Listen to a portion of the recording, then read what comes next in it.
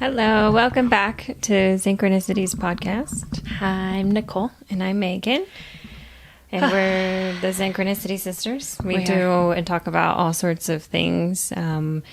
We are change your brain, change your life kind of people, but you need to know what to change in order to change it and how to change it. And we use microdosing in order to facilitate that. But we have this podcast and YouTube channel to kind of give you guys more information about who we are and what we do and why it's a good idea to change your brain to change your life.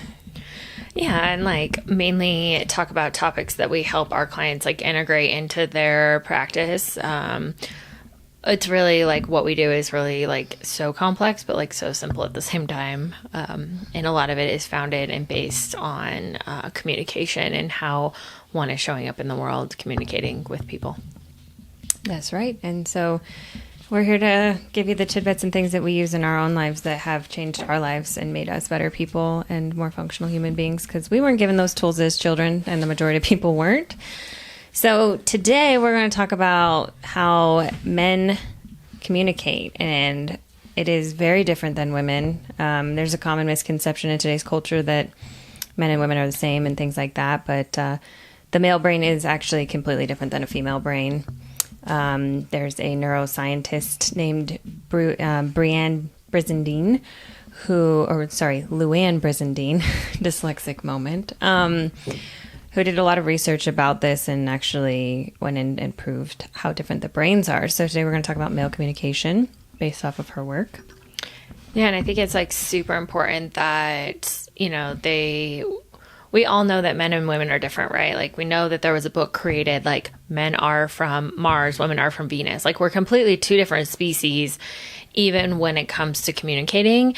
And when we really started diving deeper into doing this work, we really started looking at, a lot of what information is out there in regards to man versus woman and how the communication centers work in the brain, how everything works, and, how to communicate depending on who you're talking to. When you're talking to a man, there's parts of the brain that are actually smaller, like the corpus callosum is smaller in a man than in a woman. So, and they only have one neurological connection in their brain. So they are moving at significantly slower in the brain when it comes to communication than women. Yeah, and it's, we're also working with testosterone and vasopressin versus in a female brain, we're working with estrogen and oxytocin. So it's that in itself, just the hormone base creates a completely different environment. And so when we think about men, right, they actually have an acuity to pick up on emotions faster than women. They just go from mirror neurons in the brains, which create empathy, into fix-it mode. So when women get frustrated with men, then it's he's just trying to he goes straight into giving you solutions to your problems, and it frustrates women. That's actually what the brains are programmed to do, is to fix it. So when a man actually cares about you, he's trying to fix your problems. And we come across this all the time where women get frustrated because they're just trying to vent. And a man's like, why don't you do this? Or why don't you do that? And they're like, just listen to me. And so we need to communicate with men more so, because women will just listen, right? We think that men should act like our girlfriends. Well, no, you need to tell them hey, babe, I just want to vent. I don't need you to fix my problem, because that's their default mode, is to go into fix it. If a man doesn't go into fix it, he's literally broken. So yeah, there's probably something happening. Should get his hormones checked. Yeah, their brains are actually way more adept at fixing problems faster. Doesn't mean women can't. It's just that that's their default mode. We can stay more in chill out. Let's just talk about the problem over and over and over again and obsess about it. Men just want to fix it and move on. So that they seem less empathetic, but they really just. It's okay, well, let's just figure out a resolution and move on, to where women want to ruminate about it over and over again and talk about it with their friends. So it's just understanding that, our rumination as women is to sit there and talk with our friends and get their validation and their feelings on it. Men's rumination is literally to, because they're either thinking or feeling, right? Because they have only one neurological connection, and their corpus callosum is about 45% smaller than a female's. So they need almost 2 months to figure out their feeling, how they feel about something versus just thinking, which is fixing. Well, yeah, and the thing is that men cannot think and feel simultaneously. Like, as women, we want an answer right then and there, and they're still like, okay, I just took in all this information, I'm thinking about it. Hold up. Now I'm feeling it. Like, they can't do both, where, you know, like Mike said, you can go hang out with your girlfriends and it's like the whole conversation is think, feel, think, feel, think, feel, think, feel, think, feel. And then you are talking to a man, and like, if you start just coming at him with all of this information, they almost like, you know, I've had many conversations with men where they're like, literally, I have to take 2 steps back and be like, oh wait, I'm like giving way too much information right now. This human is on overload. I need to either like take a step back, because it literally, you like see where their brain just goes into white noise. Like, they're like, I don't know what to do now. Like, they literally, it's almost like they stop hearing you. I mean, they literally do. There is like men, when a woman's like nagging or just like talking at them and not giving them clear and concise, like, I need you to fix this problem. Like, I need this is to what's vent. going on, or Yes. Hey, I broke this, or their brain literally goes into like error mode, and like Nicole said, it could basically is like white noise, and then we get mad at them. and they get mad. Their brains are quite literally simpler than ours. Again, like Nicole said, we have 2 neurological connections. We have a bigger corpus callosum. If you've ever met a left-handed man, which we'll do a podcast on, they are naturally effeminate because their brain is a woman's brain. They think and feel. They have 2 neurological connections.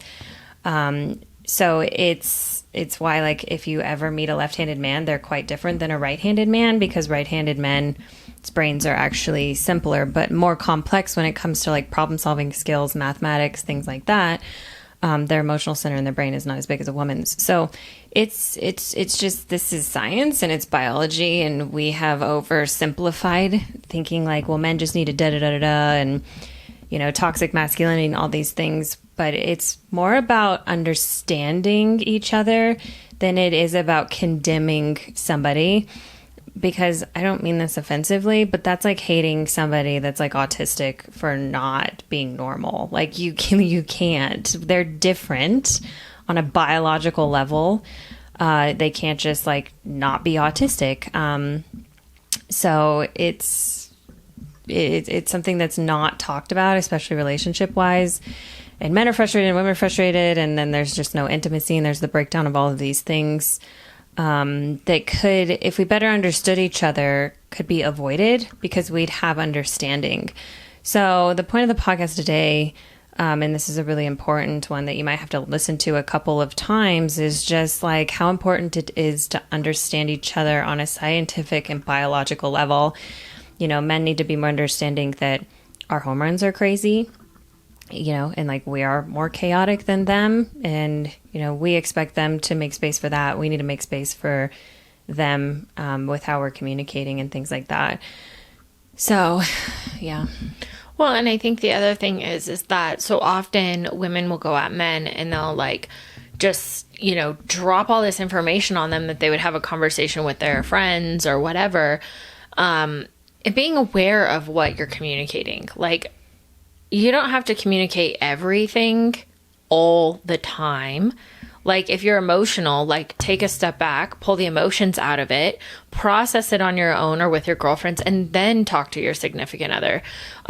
You know, because sometimes women especially, like, need to talk to their girlfriends first, get all their emotions out, and then talk to their man. Not all the time, but most men, when you're coming at them with a whole bunch of emotions, they get very overwhelmed. Like, when it's just all emotional driven of like, oh my God, like, and a lot of times women, when we're moving so fast with thinking and feeling, we actually don't communicate clearly of what is needing in that moment or what you're looking for from your partner.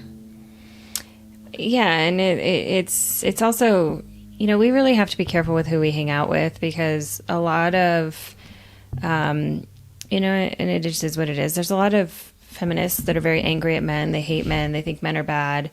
And coming at anybody with that energy is never going to end well. So being very aware of who your friends are. And I agree with Nicole, you know, talking things through, but making sure that they're on the team of the relationship being successful and not just egging you on to be in a negative thought about your partner. You know, intention is really big in life, and just making sure that every conversation that you're having, you're very intentional about, you know, what energy you're putting forth and what you're trying to get across. Because so many people go into victimhood, and we'll do other podcasts on victimhood, but like coming at something from a defeated state versus how can we do better as a couple. You know, just remembering you're on the same team, because I just know that I've gotten rid of a lot of my female friends over the years because they're not healthy, and they were, you know, just not on the team of me actually being a healthier person. And so just being very cognizant of who you surround yourself with, and that they're on the same page as you and want the same things. Because just talking to anybody about your problems can often create more problems if they're not healthy people. But male communication, we have an entire class on the male brain, and it's available on our website. So if you want to go into a deep dive about this and learn way more about men, male brains, even male children, like really deep, we do have that available. Or you can stick around for more podcasts and YouTube videos, because we'll be sharing a lot. But that's just a deep dive. If you have any interest, that is available to you.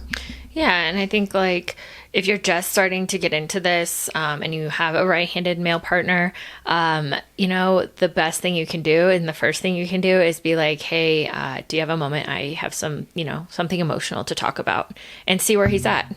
If he says yes, then you can talk to him. If he says no, ask him when he's available. It will change your entire relationship, but it also start helping you feel more comfortable in the way you communicate with him. Yeah, and thanks for being here. We can't wait to see you on the next one. Thanks for supporting us. We appreciate every single person that is here trying to do better, be better, all of the things. We appreciate that for the consciousness and for you and for mankind in general. So thanks for being here, and we'll see you next time. Yep. And like, share, follow, unfollow, comment, subscribe, send us love, comment, or don't. Be friends with us. But for now, we'll see you later. Bye.